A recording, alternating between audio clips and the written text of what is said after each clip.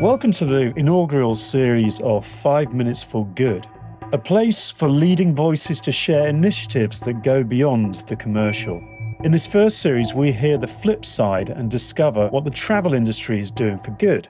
Following a short intro, guests will be given their 5 minutes for good, firing up the engines, inspiring action, and making us think, that was 5 minutes well spent. Five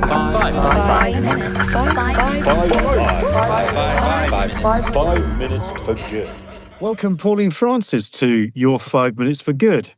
Thank you for joining us for this inaugural series of the podcast. But Pauline, before we get into your 5 minutes for good, tell those who don't know you a little about yourself. Sure. Thank you so much, Phil, for having me. So like you mentioned, my name is Pauline Francis, and I am the marketing manager at Bay Gardens Resorts. That is a lovely, locally owned and operated resort chain in St. Lucia. We currently have 4 properties located in the Rodney Bay Village. And the Rodney Bay Village essentially is the hub on island for entertainment, for dining, and it's the perfect place to explore the island from. So it's really an owned team in the tourism sector in St. Lucia, and of course to be part of Bay Gardens Resort. Fabulous. Well, thank you for that, Pauline. So, Pauline, this is your 5 minutes for good. Over to you. So, like I previously mentioned, we're locally owned and operated. So we've been a community contributor through our existence. And it's actually important to note that this year we're celebrating our 30th anniversary. So we've been doing this for 30 years. And we've done a lot. One of the key things that we've done in our efforts to contribute to youth development is adopting a small school called the Moshi Combined School. It's located within our community that we operate in. And by adopting that school, what that means is we provide them with breakfast daily for all students of the school. This stemmed from a very unofficial and short conversation with one of the teachers and the principals who mentioned that there were children who came to school daily and had no breakfast. And we decided that if on days that we're not able to provide the breakfast cooked, then we can provide them with the food items and the school would prepare for the students on a daily basis. Last year, we took it up a notch and we had a hosted breakfast for the students of the Moshi Combined School in commemoration of World Food Day on October 16th. And we're looking forward to doing that again this year because it was a major success. It was important for us to get to meet and greet the students and just interact with them one-on-one. Another thing that we've done for children this year in February was our sporting clinics for underprivileged students within the Grozile community. So not sure if you're familiar with the Darren Sammy Foundation or Darren Sammy. He's a very notable cricketer.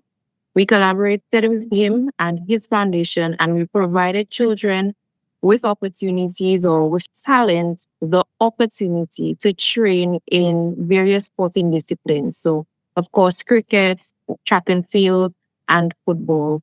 And what was really mind-blowing was after the sporting clinics had ended, some of the coaches were telling us that they would have really liked if it could have continued, because for a lot of those children, that was the only place they would have gotten a meal on a Saturday.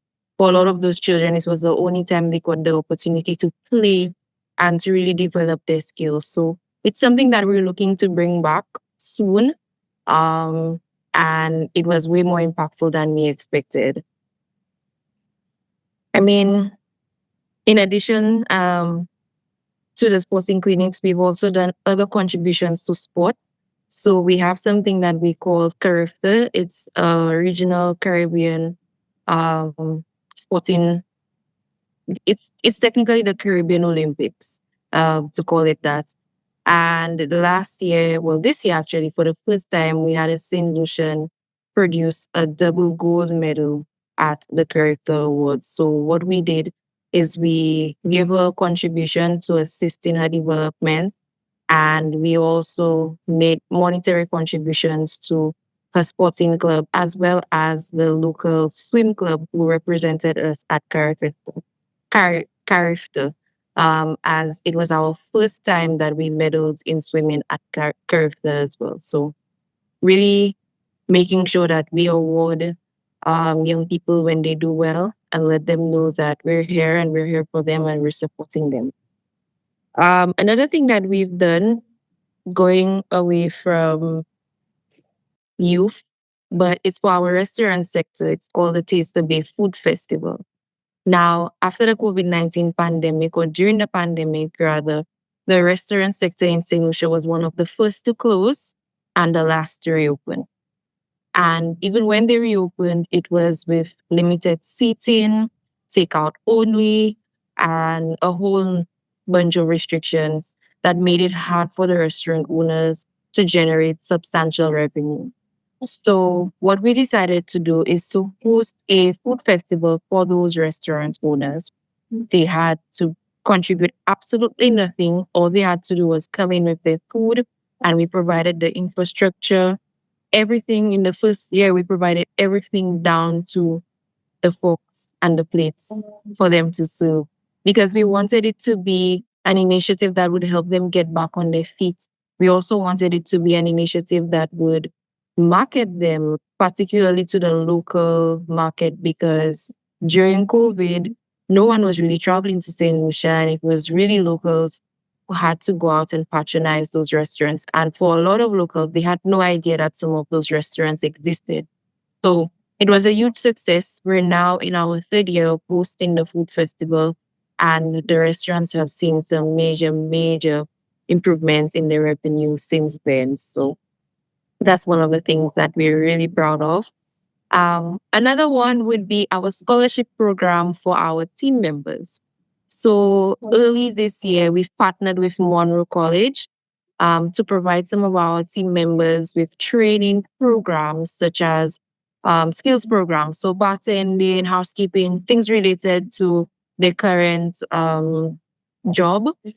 But we've also taken it a little further and offered some of our team members programs where they can do bachelor's that would be funded or partially funded by Bay Gardens Resorts. So you can come here, you can work and earn a degree in either business management or tourism management, and a number of other disciplines that we're making possible for our team members. Because at the end of the day, our team members are the lifeblood of the operation. They're the ones that have been keeping us going for the last 30 years. And it's important to keep them up to date, keep them marketable, and ensure that they develop themselves while they're here with us. So another thing that we do for our team members is offer them health insurance. We do regular health fairs, so screenings. If you know anything about the hospitality industry, you know that it can be some long days, some long hours, and persons usually neglect their health as a result. So making healthcare accessible to them is one of our ways of showing that we care. And of course, I also wanted to mention some of the things that we do for the environment and our sustainability initiatives. We recently launched a food truck on the beach at one of our properties. It's called Bay Bites, and it's fully solar powered. We also have switched out all of our AC units in our rooms to inverter AC units. We have LED lights. We no longer have single-use plastics on properties. So as much as possible, we try to equip guests with glass bottles in their rooms. And we have fillable water stations around the properties where they can go in and fill water and keep it in their fridge. And we also have motion sensors in our rooms. So when the sensors detect that there's nobody in the room, the AC units would automatically go off, in turn saving power. So these are just some of the things that we're doing. I know I spoke a lot, but that's our 5 minutes for good.